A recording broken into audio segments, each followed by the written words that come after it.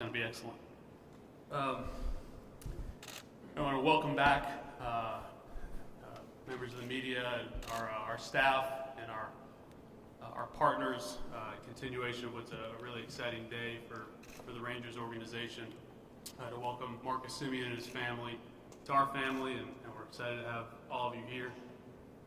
It's not too often that you get to say somebody with the on-field accolades of Marcus, the All-Star, Gold Glove, Silver Slugger, MVP candidate, the Major League home run record holder at second base, all the things that he's accomplished on the field that legitimately get outshined by the type of human being he is, what he stands for with his family and the values that they stand for, the type of teammate and example that we believe he's going to be for so many Rangers, current and future. We had heard unbelievable things about Marcus throughout our due diligence process, dating back years at this point. Obviously, our group has competed against him across the field for years in Oakland. In Toronto, he's been a leader in both of those clubhouses. This is a talented individual that has truly made himself better every step of the way as he's been exposed to different resources in the game. You see some people that maybe don't take full advantage of him. This is somebody that has taken advantage of everything that he's had access to. The drive, the pride, the competitiveness just really stood out to us. And Marcus was our first in-person meeting in our free agent process here a couple weeks ago. And again, we had high expectations going into it, but we were blown away. And Woody, CY, and myself walked away from that meeting and said, this is our guy. This is our guy, and we were just absolutely thrilled to think about him in a Rangers uniform and what he's going to mean for our organization, our team, and our fans in our community. So I'm going to turn it over to CY here, but very excited to be part of this here with Marcus today. Thanks, JD. There's not a whole lot I can add because I think that what JD just summarized in terms of Marcus, not only the player, that speaks for itself, but the person, the leader, the family man, all the intangibles that we could ask for in a player and a leader, Marcus embodies. And I think that is a huge factor in our decision to pursue Marcus in free agency. And I can speak on behalf of the organization when I say we are unbelievably excited to welcome Marcus, his wife Tara, his boys Isaiah, Joshua, and Eli here, mom and dad, Damian and Tracy. Welcome to the Ranger family. We feel like Marcus is the right person to help take us to where we are looking to go in winning championships and doing something that no Texas Ranger team has ever done. And I spoke earlier as to how the presentation went in these meetings, and I think Marcus gave perhaps the best answer and was all in, saying I'm not afraid of that. He's a winner, and that's why he's here. So it gives me great pleasure to announce the newest Texas Ranger, Marcus Semien.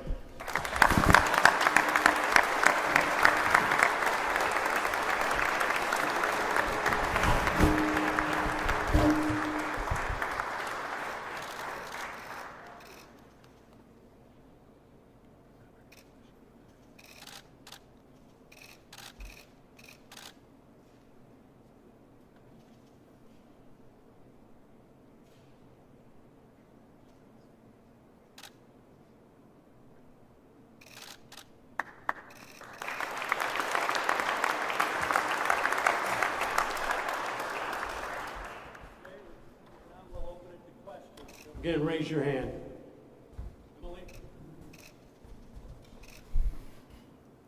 Marcus, the front office guys have talked about how this challenge isn't for everyone. A team coming off 102 losses.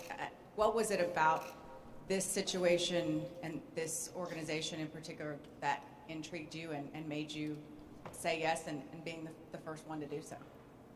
Yes. First of all, I want to thank God. I want to thank my family just for being with me every step of the way, keeping me going. When I met CY and I met JD and Woody in the meeting, when I was so impressed just with the way they talked to me as CY and Woody as former players, just relating to everything they've been through, and now they're in charge and looking for players that they want and that they want to be a part of a winning culture and a winning team. That yes, it hasn't been like that the last couple of years, but let's accelerate that process, and that's what they told me. And I love the stadium. I love the idea of my family moving here, raising my kids here, and playing middle infield at a high level for a long time. That all those things went into this decision, and at the end of the day, we knew this was right for us. Evan. Marcus, the challenges that they talked about and that they presented to you, what most stood out for you in terms of what resonated most for you of their presentation? I think it's the vision, what they provide for players. You look at this clubhouse and these resources. This is something that I got a taste of last year with Toronto. Coming from Oakland to Toronto, you get a taste of what other organizations do for players. And I asked a lot of questions about that to these guys, and the answers were blew me away. Just at the things that they can provide for a veteran like me and a young guy coming up in the system. To me, I envision a culture that where all young players and veterans can use these resources and get themselves better to win a championship.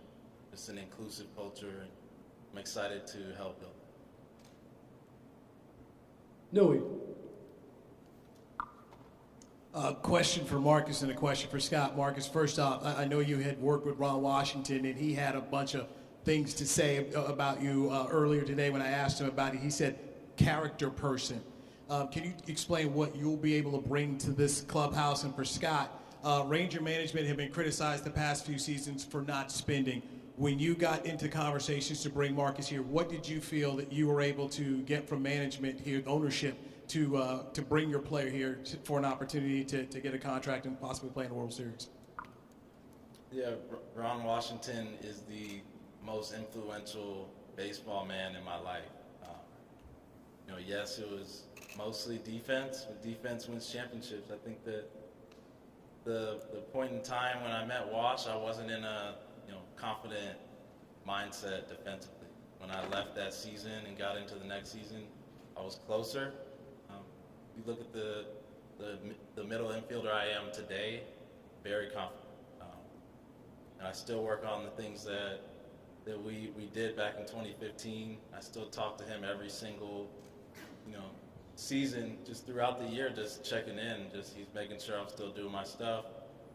He obviously got his ring that he was so close to getting here, and what he told me about this place is it's a great place to play. It's a great place to raise a family, and he's seen this ball club at its best. That's what I wanted to be a part of. First, I'd like to thank Ray Davis, John, CY, Woody. For Marcus is a very thorough player. He's a very studied player. And he came to this process with really an awareness of being open to the process. And from ownership on down, when we met, it became something that was a vision of a lot of hard work, a lot of commitment to build a facility like this, to hire the people that can benefit, surround the players with both traditional concepts of family and understanding for their children, but also in the locker room, the most advanced technology resources available to allow the players to continue what they do and grow.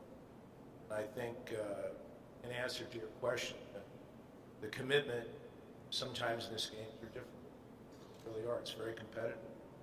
But the idea for Marcus was, well, a lot of suitors came. He trusted the fact that ownership and the executives of this team had a vision that he thought could be achieved. What else? Skylar? Marcus, how much did the looming lockout and the deadline associated with that influence your decision to get it done now? Well, I mean, not much really. Just kind of the timing of it worked out to where we were ready to make a decision. You know, for me, last season, or coming off of 2020 season, free agency was a little bit different, especially with the COVID shortened season performance.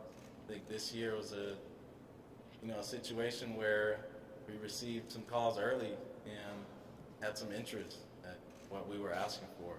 And when we started meeting, it became easier to make, to narrow a decision down for Tara and I. I think, like I said, what it came down to was an opportunity to build something. You look at the amount of years, 7 years. I'm so excited to see what the last year of this 7-year contract looks like, where we are. Yes, we're in a brand new stadium now, but how are we playing? How are we doing? What's the culture? What prospects have turned into superstars? So all that went into it. Other questions? Jeff?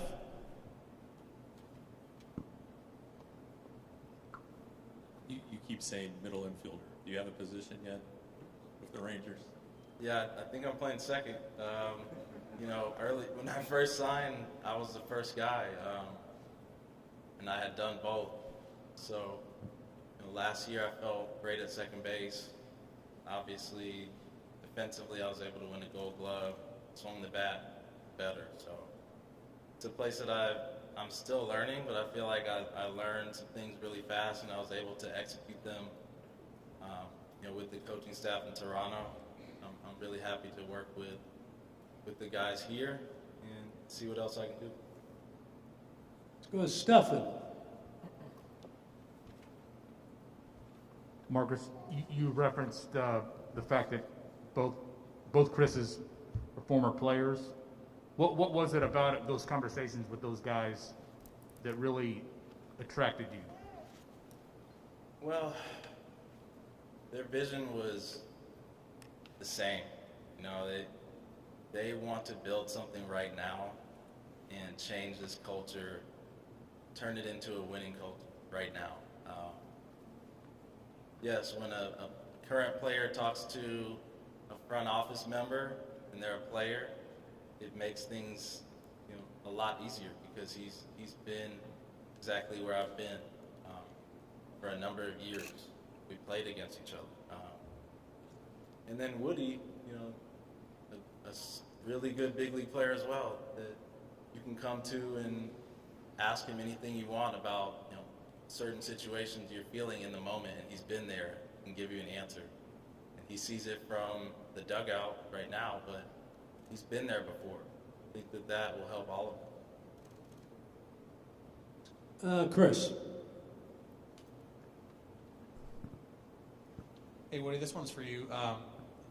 Not only the impact that Marcus will have on your lineup, but to stay on the culture train. What kind of impact does Marcus make? Not only, like I said, not only in the lineup, but in the clubhouse and on the rest of the team. Jeez, that's I think when you look at what we want all of our players to become, Marcus represents, and I say that with all honesty, like who this guy is, what he stands for. You look at his family and how much things mean to him. We just talked with Cole Calhoun about the same thing, and to feel that from him and to see how much he's improved over the course of his career, and that was just through sheer work. I watched it. I was out on the opposing dugout watching him work every day when things weren't great or when things were good. I mean, this guy's relentless. And then to hear all the background, talk to the guys in Oakland, talk to the guys in Toronto, guys that I really trusted, who understand, the vision that I have, that we have, for what we want our players to be. And then to hear Marcus, like JD and CY both said in that meeting, we all came out of it going, I had the highest expectations you could possibly have for a player going into that meeting, and he exceeded. So that should tell you something. And the impact he's going to have, he doesn't have to say a word, honestly. I'm not asking Marcus to be anybody but himself, and that's going to be enough. But the fact that he says, to me and to us, like, I want to lead. I want to share these things. I want to talk to our players. I can't wait to build something. These are things that aren't normal for players. Most players are pretty, hey, I want to make sure I take care of mine. I want to make sure that I'm the best player I can possibly be. He's going to do that. I trust that. The way this guy plays the game, he doesn't take a pitch off. It's all the things that I've asked our players for 3 years to do. And listen, our players did that. But now they have an example on the field. We have a pillar on the middle of the field that everybody looks up to. That, frankly, he'll put his arm around players and say, hey, like, I've been in your shoes. I've struggled at times. I've been great at times. Like, this guy's one of the best players in baseball. And to have him on our team, it is a little bit like I keep waiting for somebody to pinch me and tell me this isn't real, because this is the type of player that you build around, and he wants that. It's just a rare combination of a lot of things, and I'm not, I think he's a perfect fit for our culture and our team, and just deeply grateful that he chose us. And I told him that he was the first real pillar to kind of cement himself in the Texas Ranger uniform. That's very special to myself, to JD, CY, the entire organization. That he took a leap of faith on us because he believed in what we're building. Let's go back to Evan. Hey, Marcus, Chris I talked a little bit about this when he said that he laid out everything to you and you said you're not, or maybe it was JD said you're not afraid of any of that. You said you were not afraid of any of that. But as this team is laying out where it's coming from and where it's going, Scott mentioned you were open to the whole process, but was there any skepticism about taking the meeting with the Rangers in the first place? And how did you react when they started laying out a very transparent vision of where they were and where they're going? Yeah, for me, it's always been a place that I love playing in as a road player. So a lot of times you go through the process and say, well, where did I play well, or where did I like playing? That was number one. Number two, of course, you look at the record last year, whatever. But like I said, the 7-year deal part of it, you have to look past where the team is right now sometimes. I think that what I heard was that they wanted to add top of the market players, not players. And when you hear that and you look at the names out there and you imagine playing middle infield with Corey Seager, I think it makes things a little bit sweeter. We talked about it as a family, and from a family point of view, the DFW area checks all the boxes for us. Yes, I got to play in my hometown in Oakland, which was the best thing any major league player could ever do. To play in front of my parents and my family so much, but being part of the Rangers and knowing that this new beginning for our family is the reality is so nice. What else? Back to Emily.